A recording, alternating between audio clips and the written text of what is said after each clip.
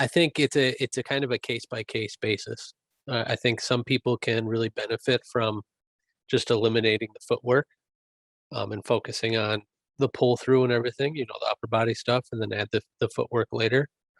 Yeah. And I think timing wise, it could help you to like throw a couple of steps in there just to try and, all right, at this point my arm should be here, or at this point my leg should be kind of this way.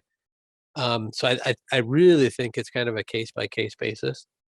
If you're really just trying to focus on kind of getting into that power pocket area, then standstill is probably the way to go, just so you're not thinking about your footwork as you're trying to figure out how to get to the power pocket.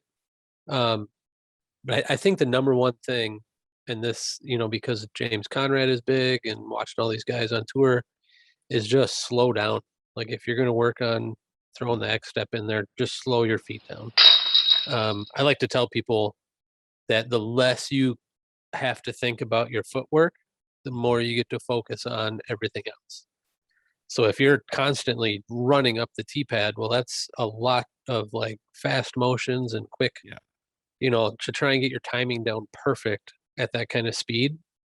For us mere mortals, it's almost impossible. Like that's a lot of muscle memory to try and get down to a finite point, at the power pocket to try and transfer everything. So move slower, up the tee pad. You don't have to run.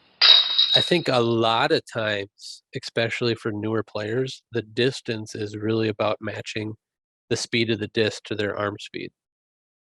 Everybody picks up a 12-speed driver. Oh, this is a destroyer. This goes far. Well, no, it only goes far if you have the arm speed to get it up to where it needs to be. Right. So, for instance, a lot of my fairways, the stuff between a 9 and a 10 speed, or like a 7 and a 7 and 10 speed.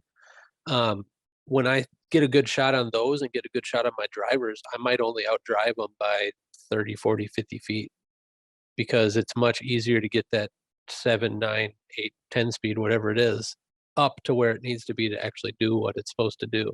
Yeah. And then they have a ton more glide too. Like they're not going to slow down as fast. They're not going to hyzer as fast. So I think a lot of it is really figuring out the discs that work for your arm speed too.